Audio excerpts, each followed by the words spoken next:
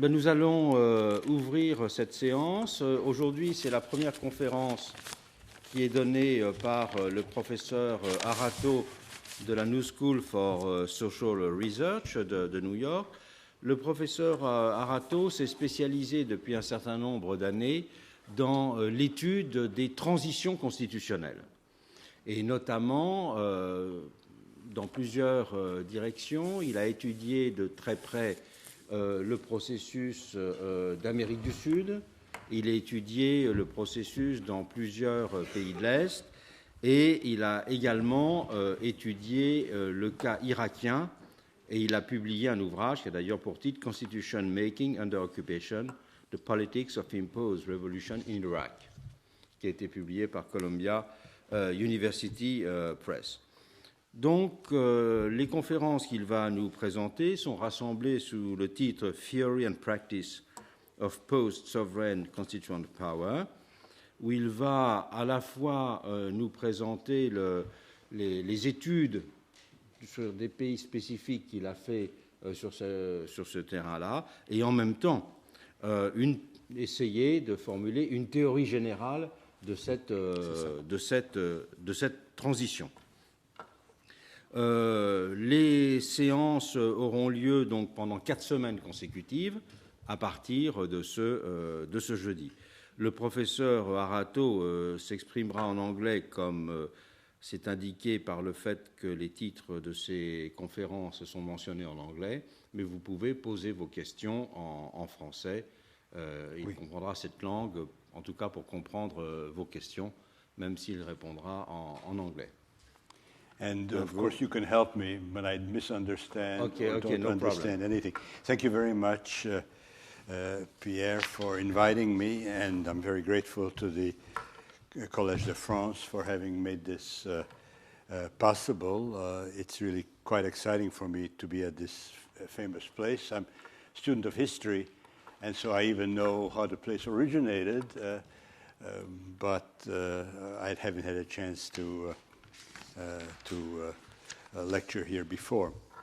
So I am grateful, and I'm grateful for all of you who have come. I know really quite a lot of people here, and that's really nice, really good for me to not only to know people, but to know also that they will understand quite a lot of the things that I will speak about. So let me just launch into the actual lecture, which I will read. As in the period 1989 to 1996, during the Central European and South African transitions to democracy, constitution creation is back on the international political agenda.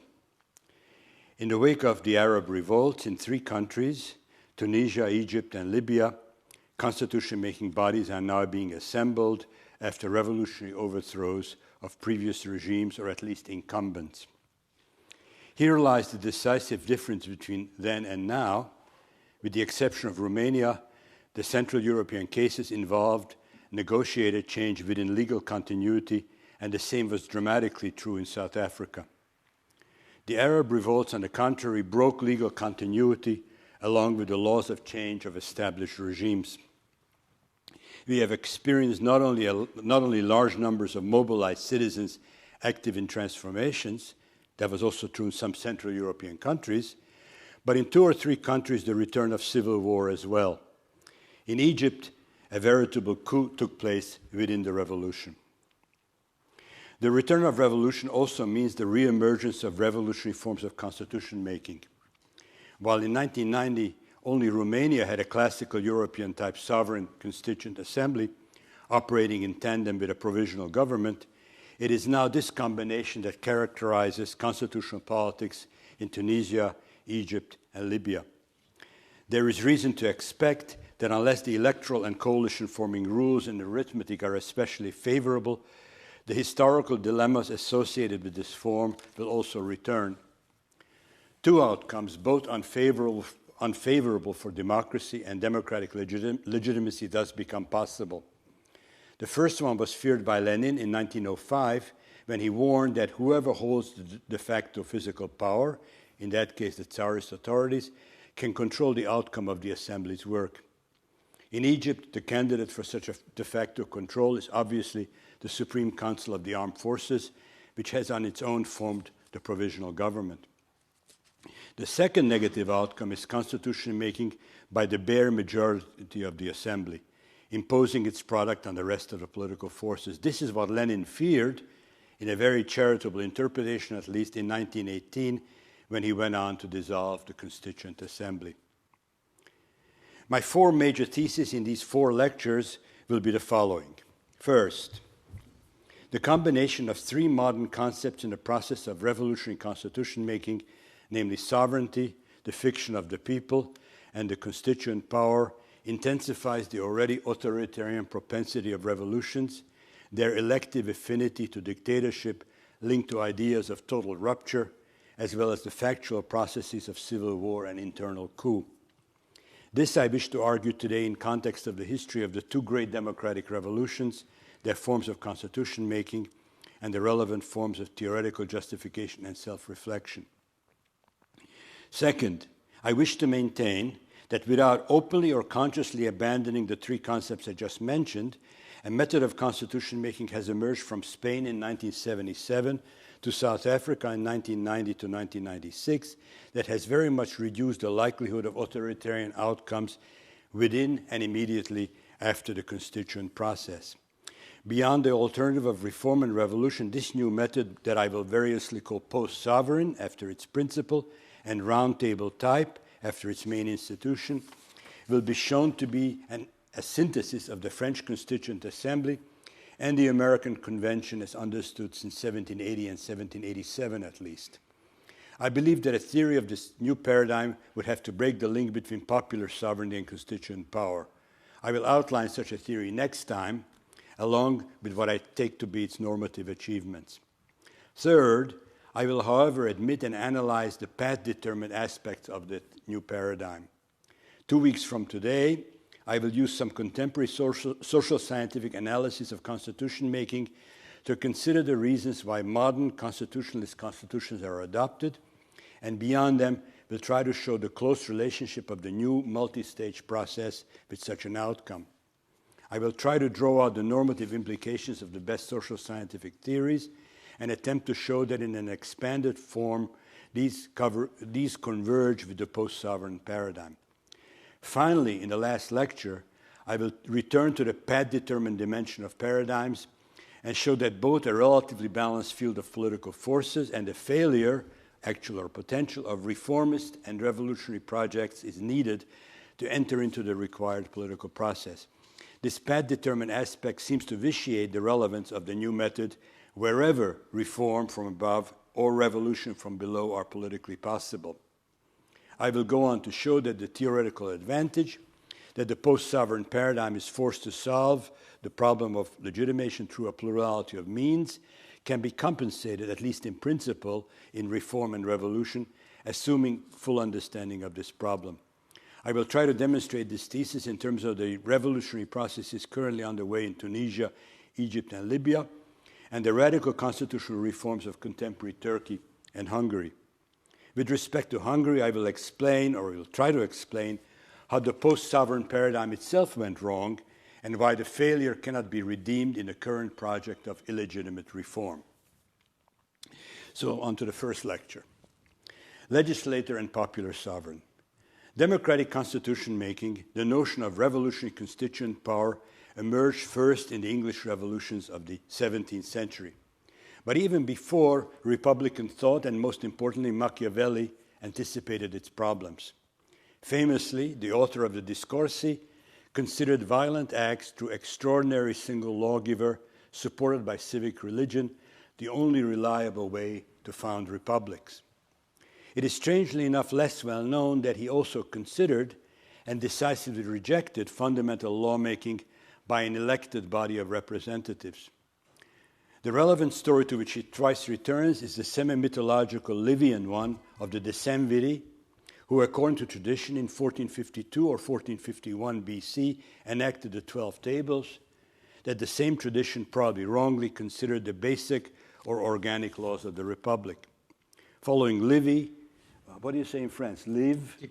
Leave it leave. So following, I will say it in English, which is also wrong, of course. Both French and English are equally wrong. Following Livius, Machiavelli considers this as the first and only episode of tyranny in the Roman Republic before Sulla and Caesar, 400 years before. In particular, he contrasts the decemviri unfavorably with the classical dictatorship he resolutely defends, because while the dictator did not have legislative power, the 10 had their very purpose in legislation.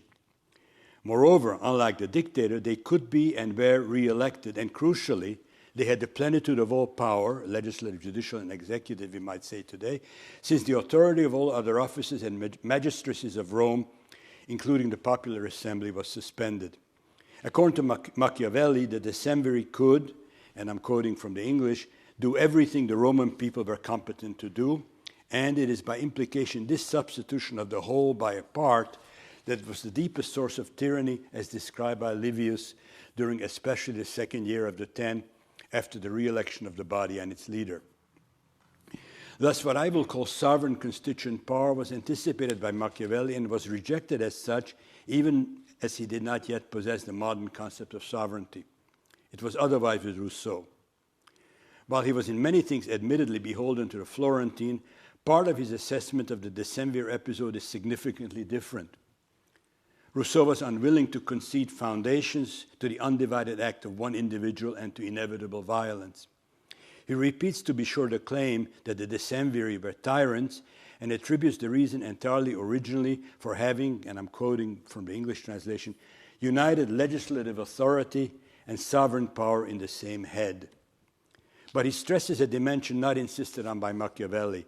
To the latter, the actions of the first decemvirate before the re-election proved only that tyrants could be beneficent or that they could use positive measures as a ruse to consolidate their power and to gain re-election. To Rousseau, on the contrary, and this is a long quote, the decemvirs themselves never claimed the right to pass any law merely on their own authority. Nothing we propose to you, they said to the people, can pass into law without your consent. Romans, be yourselves the authors of the laws which are to make you happy. He, therefore, who draws up the laws has or should have no right of legislation, and the people cannot, even if it wishes, deprive itself of this incommunicable right. End of the quote. I should note the obvious to the readers of Le Contrat Social, everybody here. In rehabilitating the idea of popular power, Rousseau has not entirely left the ancient lawgiver, the legislateur, figure behind. This is the meaning of the reference to legislative authority as distinguished from sovereign power.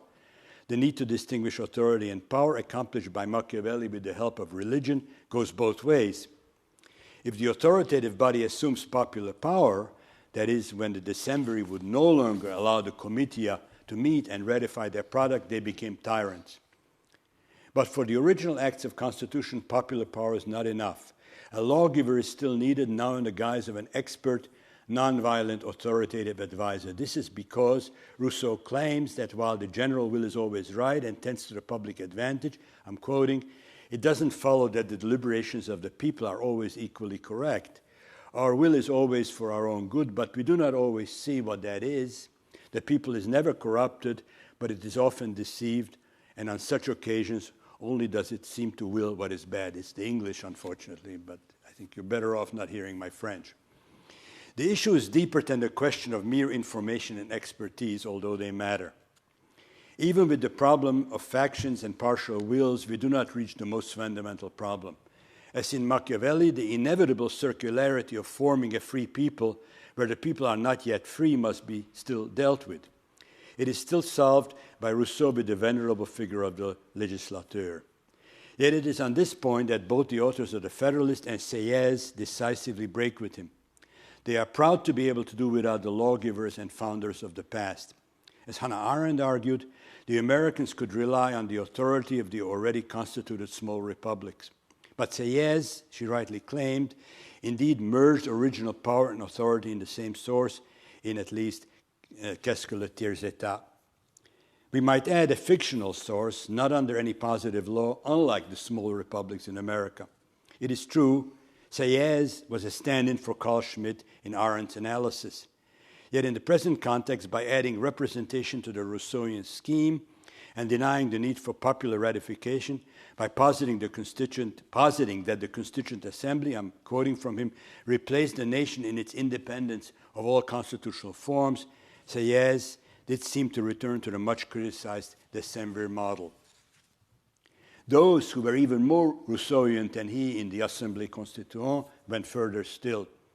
They had the authority of Rousseau on one important point at least. For the political philosopher too, all assemblies of the sovereign in an already constituted order fully possess what he did not yet call the constituent power and, provisionally, unite in themselves all powers in the state, including the governmental magistracy. To put it in modern terms, the amending power in Rousseau is not only a fully sovereign constituent one, but also has apparently no room for a separated executive, nor a need for either the expert council or the authority of a legislature. This is the sovereign conception of constitution making, coupled with the idea of a provisional government. It was accepted by Sieyès, the author of the Tiers État, at least in the main and most famous line of his argumentation. Dual revolutionary institutionalization of democracy. The sovereign conception, whatever its internal contradictions and vicious circles, was dominant in the French Revolution and played a role in the American as well. This is the last venue where I need to lecture on the problems of popular sovereignty in the French Revolution after the work of Furet, Baker, Olivier Beau, and Rosan Vallon. What I take from their work, as well as the great treatise of Raymond Carré de Malberg, and especially the essays of the late Claude Lefort, is that the institutionalization of the democratic idea in the revolution was double, indeed antinomic. The two positions could be stylized as Carré de Malberg's popular versus national sovereignty, or better still, Lefort's revolutionary imaginary versus democratic regime. The former pole in both authors is represented by fictionally embodied versions of popular sovereignty, while the latter by the ban against all incarnation and the definition of democracy as the empty place of symbolic power. One can see in Rosan Vallon's La démocratie inachevée, as well as in Edmund Morgan's Inventing the People, that neither of the poles could easily be made stable in the presence of the other. The attempt to give the fiction of the people a body, the pole of incarnation, whoever occupied or sought to embody it, was open to successive challenges by alternative, equally fictional claims, and no embodied representation of the people, whether the parliament or Cromwell's army, the legislature or the primary assemblies, the legal process or the insurrection, could successfully or at least permanently justify its proud pronouncement to be the people itself, its own creator and regenerator. But the other pole of the antinomy is equally unstable. Next to the strong model of legitimation deceptively offered by the pole of sovereignty, the empty place or national sovereignty are primarily negative principles. They tell us what ought not be done if the myth of the one and usurpation are to be avoided, but not what should be done and by whose authority. For this reason, the search for legitimacy is opened, one that invariably seems to fall back into the pattern of attempting to incarnate the popular sovereign. The alternative of mere legitimacy or the sovereignty of the law seem insufficient in a democratic age. Thus, one pole, that of the empty place, is a reflexive one, involving a critique of not only the repeated attempts at incarnation, but of the deeper idea of the people put in the place of the king. This is the cognitive advantage of what is also the liberal democratic pole.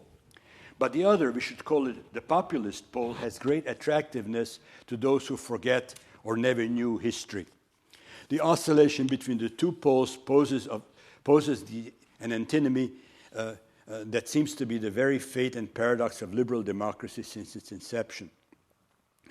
Two interrelated sets of questions emerge from this highly abstract consideration of revolutionary history. First, can the legitimacy problems of the liberal democratic pole, one to which we should gravitate, in my view, on cognitive grounds, be solved?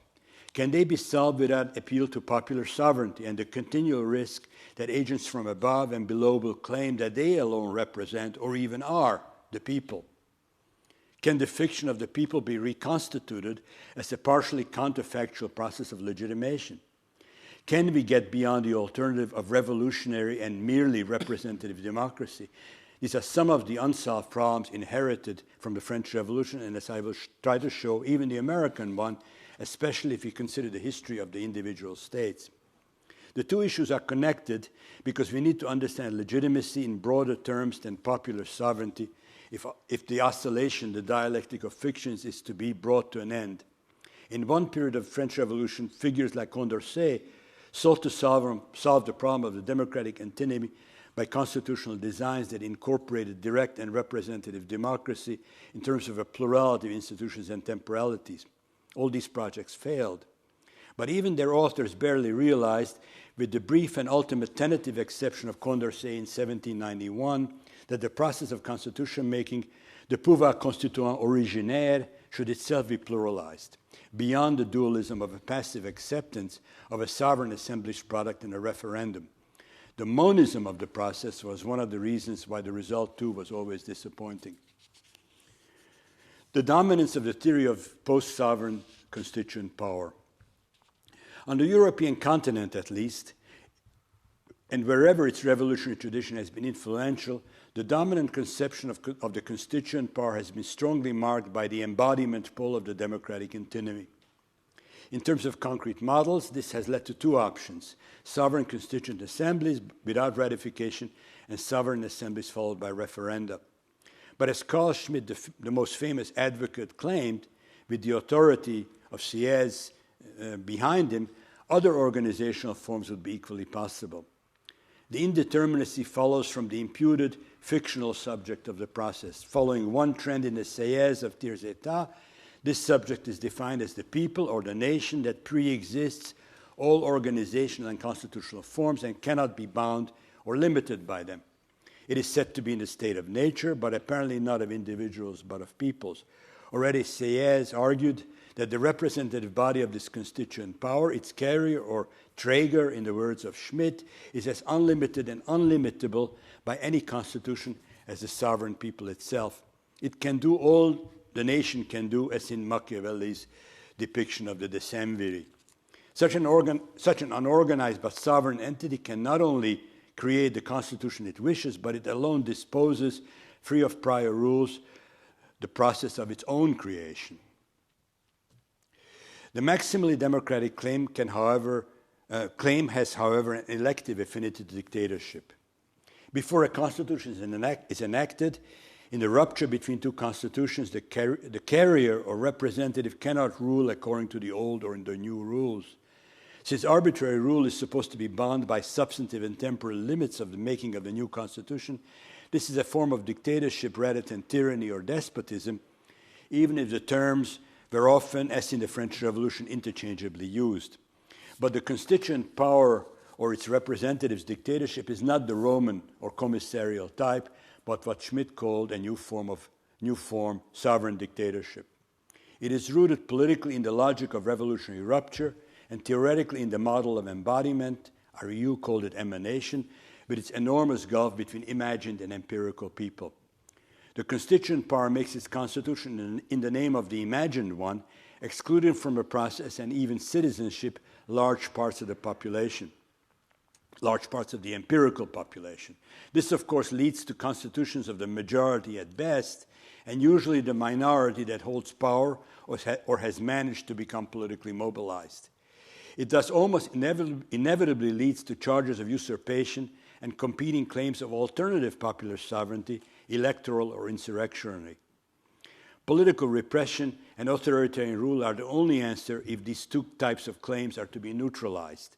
Thereby the two terms, popular and sovereignty, come apart. Dictatorship in the name of sovereignty cuts off the quest for duality or multiplicity of power inherent in claims of embodying the people. While the assembly's dictatorship may be a theoretical one, its authoritarian consequences are often enough empirical. Interestingly, until recently, no attempt has been made to fully work out and to propagate the theory of an alternative form closer to the other pole of the democratic antinomy. The American experience paradoxically provided early clues, but also a dead end for those seeking an alternative to French models. American exception, federalism or dual power. I do believe that not only the prestige of French revolutionary forms, but also satisfaction with the supposedly superior but never critically examined American model were parts of the reason why the alternative democratic conception remained undeveloped. The first problem was that the difference between the practice and theory or theories of the American model or models after 1780 was difficult to notice or identify. Even the making of the federal constitution that followed Massachusetts and New York and New Hampshire forerunners could not help very much. Madison probably helped to confuse analysis when in two parts of the Federalist he represented this process in two different ways, one implying the making of a treaty by legally seceding states in Federalist 40, and the other coming closer to a multi-stage model but involving illegality. Crucially, neither picture abandons alternative and incompatible concepts of sovereignty, but each was incomplete. Madison could not yet write at the time that the process was to have another stage on the demand of the anti-federalists, the passing of the Bill of Rights, formally through constitutional amendments, whose status was and is surely original. But nowhere does he stress, as he might have, that in contradiction to the history of 9 states earlier, ordinary legislatures remained fully in power during the making of the federal constitution, both for the federation and the units, and that both the Philadelphia Convention and the ratifying conventions were restricted to the constitutional task alone. Thus, the double differentiation of the federal process was not clearly posited, even though the idea that the convention could only recommend did have the implication that the same body could not legislate. As a result, the relationship of double differentiation to the possible dangers of what eventually was called dual power, 20th century, could also not be faced. Indeed, the relationship between the doubling of assemblies and the problem of sovereignty was also left unexamined. Yet the danger of attempts to embody the sovereign were not only relevant to radical revolutionary transformations such as that of France, and the eventual appearance of dual power even in America is proof. In spite of Hannah Arendt's claim, a strong notion of popular sovereignty was not absent among the theorists of the American Revolution, both Federalists and Anti-Federalists, playing a role both for the theory of judicial review and for many of the popular insurrections of the time. Almost as intense as in France, there was a struggle between those who claimed that the elective representatives speak for the sovereign and that the sovereign's constitution can be changed only by its own rules, and those who claimed, on the contrary, that only popular movements and initiatives, forms of practice ranging from insurrection and public surveillance to popular constitution making, bound by no legal rules, could incarnate the people. But the issue was contested mainly in the states, the seats of most of the power at this time. And most importantly, it was filtered and stabilized by a divide more fundamental in America between claims of sovereignty of the emerging national state and those of the states, the units. Popular sovereignty was not so much absent as itself antinomic, and thereby represented not only by constitutional structures, but by the very conflicts that short-circuited the dialectic of the fictional form. At issue is not only the role of federalism in weakening the abstract and indeed fictional concept of popular sovereignty, but the design problems of the constituent process. With the help of the practice, federalism, some of the possibly destructive consequences of popular sovereignty, part of the theory, were significantly reduced. The federal or initially confederal nature of the polity had a double role in producing and stabilizing the dominant, doubly differentiated American model. Interpreted as a treaty in its origins, the federal constitution had to be agreed upon by the states as provided for in newly elected conventions. Yet if more coherence and integration than in the Articles of Confederation was desired, something the individual states could not accomplish, for this, some kind of unified body, a drafting convention later called federal, was available.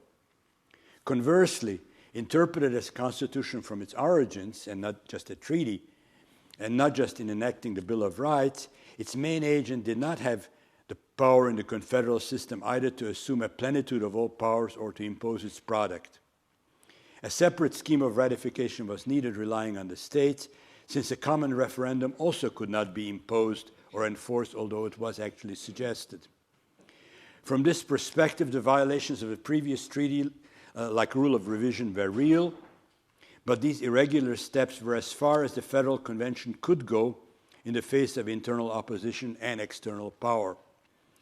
From a French point of view, the coexistence of the Convention and Congress could seem like a doubling of sovereignty, but this dual power was in fact on a stable and untouched foundations of a third, something you stressed, the importance of a third, the powers of the state legislatures.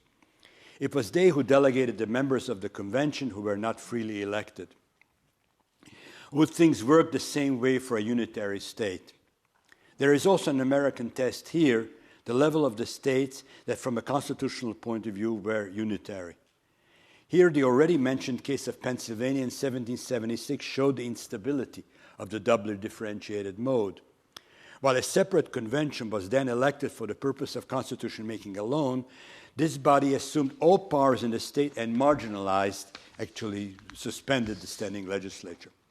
The story of this process eerily resembles and indeed anticipates the Constituent Assembly model, not only in France, but also in countries later on like Venezuela recently. But the Constitution it produced also anticipates the radical democratic character and complexity of French proposals of the year 1793. Moreover, its complexity and amending difficulties led to a struggle for a new convention that in the end, in 1790, again in Pennsylvania, was established extra-legally. More important here is the point that double power did emerge and was put down by the greater force, each time actually, both in 1776 and 1790. This happened where the social composition and ideologies of the two assemblies were too different, and importantly, at a time of full revolutionary upheaval before even formal powers of the Confederation were agreed upon or enacted. That illegal but arguably legitimate assumption of powers in the states would not work in a federation with real powers was found out much later in Rhode Island during the so-called Doors Rebellion of 1841 to 42. Here, the amended colonial constitution survived well into the 19th century, and there were excellent reasons for calling a convention to produce a new one. This, the elected legislatures could or would not know. The important phenomenon of freezing obviously played a role. Thus, a people's convention was organized illegally, but supported by a referendum, thus with a high degree of legitimacy. Dual power indeed emerged, and there was a small civil war in the state. Throughout the crisis, the federal authorities supported the official legislature, and the popular project lost, at least immediately. Even the Supreme Court upheld the winners and the martial law they imposed in Luther v. Borden in 1849. The Rhode Island conflict is instructive. I mean, it's the smallest state imaginable, yet the conflict is instructive for several reasons. It shows the affinity of American notions of popular sovereignty with its antinomies to dual power, and that it is difficult to contain it through double differentiation. Indeed, double differentiation can be the prelude to its intensification, especially with organized assemblies having full electoral legitimacy on both sides. And it shows that the danger of dual power, avoided in 1787 by the existence of the states, could also be neutralized the other way around when it appeared in a more virulent form in a state through the existence of a federal union. These two lessons, however, both of federalism, put a question mark next to the model of double differentiation when linked to a strong concept of popular sovereignty and confirms the suspicion that in unitary or less balanced federal states, this American model may be precarious. The idea of exceptionalism is thereby confirmed, if only partially. This does not mean, however, that we should thereby affirm the unavoidable role of sovereign constituent assemblies in radical transformation. Sieyès, Condorcet, and the idea of a provisional constitution. We still have the option of both de-emphasizing the sovereign people in the constituent process without surrendering democracy and finding an appropriate constitution-making method or methods that will realize this objective. I return to Sieyès. Here, of course, I can rely again on the contemporary work of the authors of the Critical Dictionary of the French Revolution, as well as Pasquale Pasquino's book, Lucien Jaume, Olivier Baude, and Rosa Malone. Aside from the theory of the sovereign constituent power he's best known for, and the one Carl Schmitt developed in the 20th century, Sieyès had, as Pasquino and others have shown, a liberal side as well. Interpreters as Egon Zweig and Carré de Malberg have stressed the Montesquieuian influence on the theory of the pouvoir constituant that must be seen in tension with the undeniable role of le contrat social. There is little doubt about the liberal stress of Sieyès' post-Thermidor speeches, even if the famous jury was probably an idea taken from radical democratic American sources that have earlier influenced Condorcet as well. Today, I want to maintain that all the various interpretations have strong textual support, and therefore Sieyès must be seen as antinomic from the start. His antinomy is the same as that of the democratic revolution itself: popular organ versus national state sovereignty, populism versus democracy. And this antinomy doesn't simply map into the distinction of constituant versus constitué, but penetrates the idea of the constituent power as well as the organizational schemes attached to it. With respect to the organization of the constituent power, what I will argue is that Sieyès also held an American position based on the late American practice at the very moment when he developed the alternative, characteristically French monistic one concerning the ultimate nature of this power. Moreover, under the heading of what ought to have been done in tiers état, he depicted the double differentiated extraordinary constitutional convention, specially elected for the purpose of constitution making alone, as the fundamentally right approach on the level of principles. This idea was then subsequently repeated more clearly than before, in apparent contradiction with that of the lack of limitation in a famous text of 1789 summer. But Sieyès held the American theory in an antinomic structure of thought, divided between the question of the power and its organization, as well as between ought and is, the power of norms, and that of factual constraints. These factual constraints, necessity and the obvious level, had to do with the logic and demands of a radical revolution. While it would have been desirable to convoke and elect an extraordinary representation charged with the constituent function alone, this did and perhaps could not happen, and the task devolved on the Estates General, États Généraux, or its third estate. It was not desirable, but defensible nonetheless that the National Assembly, Assemblée Nationale, so formed, should assume also other functions. While there were two ways to get to the desired object, a new constitution, it was better to follow the less desirable of the two of these than to abandon the task altogether. On a deeper sociological level, the issue had to do with one fundamental difference everyone knows between France and America, the difference between an absolutist state linked to orders and estates and the proto-republican organization of the polity, what Condorcet, speaking for his radical contemporaries, was to express as the important difference between the revolutionary transition from despotism to a free constitution and the transition from a free constitution to a more free one. The first, where people are recovering their rights against what he called despotic usurpation, cannot avoid revolutionary turmoil, cannot presumably follow the same forms as the second. But in 1791, when the new Legislative Assembly was about to be elected, when others called for a second convention, again with the plenitude of all powers, he now maintained that it was time to separate the legislative and constituent forms of power instead. Sieyès represented an even more complex case. While the word sovereignty may have been largely but incompletely absent from his work till the partially self-critical polemic against unlimited power in the year 3, in 1789, 1791, minus I don't know how many years, right? Minus 3, minus 2, the constituent power in the state of nature without any limitations except in most self-chosen and self-enforced one was also fundamental for him. If the constituent power was a replacement for the term sovereignty, as Pasquino argued, it was an incomplete and ambiguous replacement.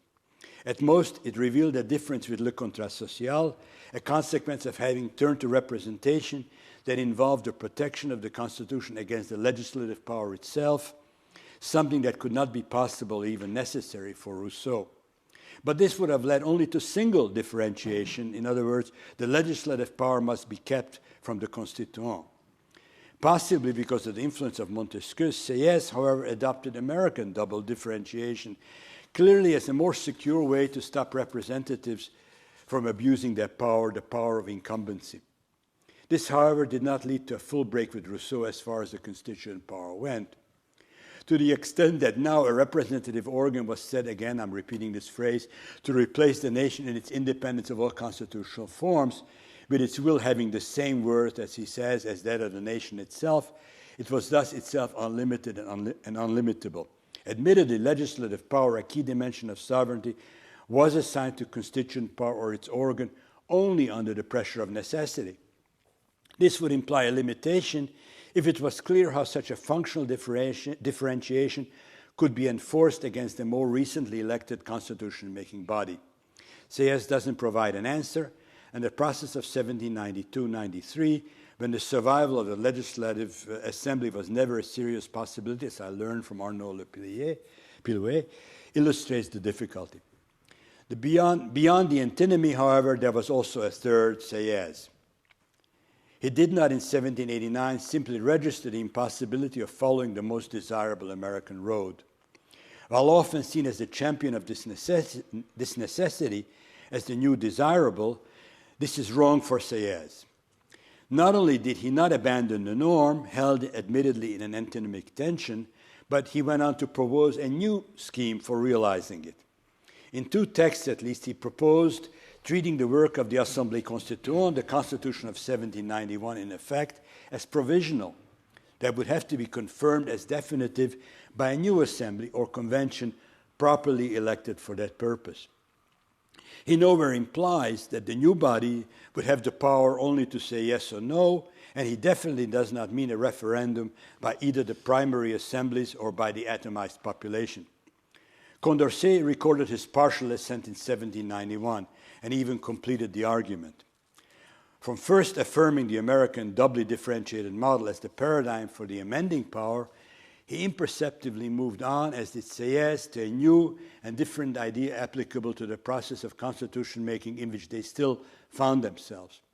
It would be useful, Condorcet argued in early August 1791, to consider the Constitution then on the verge of being fully enacted to be provisional until a new convention, after discussion, would ratify it. If a ratificatory referendum he otherwise considered justified, he's different than Sieyès on this point, would not take place, he thought a second convention would be all the more important, one doubly differentiated, being able to combine popular participation with wise deliberation, existing side by side with the Legislative Assembly, both under the Provisional Constitution. A new convention was meant to review and revise. This is the first time, with Sieyès and Condorcet, that the important idea of the provisional or interim constitution made its appearance in constitutional thought. Confronted with the problem of inevitably imperfect beginnings, this idea was to have an important career from Sieyès to our century, in France, Germany, and Japan first, and then from Spain to South Africa and beyond. Olivier Beau has rightly called our attention to the pre-constitution, or little constitution, in 1945 to 46 in France. Validated by a referendum, this sketchy document was, however, no longer revocable, as Lepillouet shows, by the constituent assemblies under it. This shows an element of significant innovation not to be neglected, the first sign of the emergence of what I call a new post-sovereign procedure. To the early efforts in France, at most one can apply a notion like Schmidt's minimal constitution, but that construct in his work cannot reliably bind a provisional government and a freely elected constituent assembly. Sieyès, on the other hand, speaks about self-imposed limitations without making clear if they can be binding or not. On the other hand, his idea of a provisional constitution proposed because of the flaws of the formation of the Constituent Assembly is different than Schmidt's notion of a minimal constitution, to which a sovereign constituent power submits itself voluntarily and which it can invalidate on its own. For Sieyès and Condorcet, the provisional constitution is not simply self-imposed by the sovereign organ or the provisional government that remain in place and in control of the process. Admittedly, Sieyès excluded negotiations as a way of starting the process that would thus preserve its initially imposed character. But the results would apply to new organs that replace the old, and thus it can be said to be an attempt at a constitutional redefinition of the process binding the other rather than binding the self. In Condorcet's version, the first constitution would be external to the Second Assembly, would remain in effect during its deliberations, and bind it as well as all other actors till the enactment of the second constitution. All this follows clearly from his notion of convention as ultimately a type of amendment procedure, however total it may be. For him, the subjection of even the popular sovereign to law was central, and that is what allowed the full separation of a constituent function. Admittedly, Sieyès didn't say quite as much, and perhaps his antinomic conception didn't allow him to say it. But it follows from one of the two things he wished to achieve, aside from proper elections by the two-stage model, namely double differentiation. The later would be possible only if enforced under the first, the interim constitution that has already made France, in Condorcet's words, a free country. This line of reasoning points beyond organ sovereignty, a conclusion Sieyès was to explicitly draw in his speech of the year 3. As I will show in my next lecture, introducing the post-sovereign conception, that result could be attained where double differentiation was not fully possible or deemed unstable. New elections, of course, very much matter to Sieyès. If a body with less than full democratic or electoral credentials created the Constitution, its work has to be taken seriously, but it must be open to full revision if it is to become legitimate. On this point, as on so much else, he was anticipated by Americans, as he may have known. At the Federal Convention, first Edmund Randolph and then George Mason expressed their willingness to sign the Constitution only if it were not final and involved calling a second convention. They were disturbed by the fact that the ratifying conventions had only a passive role, being able to say yes or no, thus leaving the real drafting work to an unelected body, the Federal Convention itself. I'm quoting from Randolph, "A second convention will know more of the sense of the people and be able to provide a system more consonant to it. It was improper to say to the people, take this or nothing," end of quote. Randolph here focused on the fatal flaw of all referenda that, by the way, even Condorcet never seemed to have fully noticed. But the idea of a second convention, also demanded by various anti-federalists, anticipated the proposal of Sieyès. Given his link to Jefferson, the patron of these Virginians, we can certainly assume this concept influenced the thinking of Condorcet. With his theory of complex democracy, what really tied him to an American like Mason were ideas of active participation by different bodies. This idea was more guided by 18th century American practice than by the theory of the framers of the Federal Constitution, a theory that was no less antinomic than French conceptions of the time. Actually, it was more antinomic.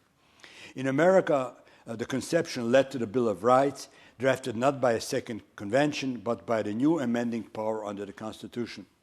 That would have made little difference to Condorcet, since he did not really distinguish the amending from the original constituent power. But in his case, unfortunately, the result was only a very elegant constitutional proposal that went nowhere.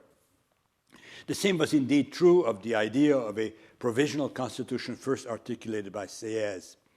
Paradoxically, it is easy to lose the real power of his proposal because of his legitimate focus on elections. The problem was more general, however, than even Sieyès might have thought. Free elections do not happen by themselves. While this is supposedly less of a dilemma where there are constitutions and electoral systems already in place, and even there it's a problem, elsewhere it is provisional governments that hold the key and can structure the form of elections. Thus, I repeat, if the proposal reduces to free elections to a convention or constituent assembly, its full power is lost. Free elections cannot solve the problem of how to begin. Let me conclude. There is an alternative to the answer of cutting through the vicious circle by concentrated powers of sovereignty. The disregarded suggestions in France by Sieyès and Condorcet, as well as the somewhat more influential proposals of Randolph and Mason in America about a genuinely two-stage drafting process, were important clues about how this could be developed, especially without the stabilizing conditions of America itself. Yet there had to be not only other institutional innovations, but also a fundamentally transformed attitude to the modality of change, namely revolution, for this conception of a multiplicity of stages, provisionality, and implicitly a set of different constituent actors, none of them sovereign, to reappear in new guises. With respect to Sieyès, it was ultimately not only the dogma of sovereignty, interpreted in terms of organs, but the spirit of revolution that dictated which side of his antinomic theory would be influential, not only in the midst of the dramatic events of the revolution itself, but in the subsequent almost 200 years with the undiminished prestige of revolutionary change. It took a revolt against the spirit of revolution for the post-sovereign conception to really come into its own. Thank you very much.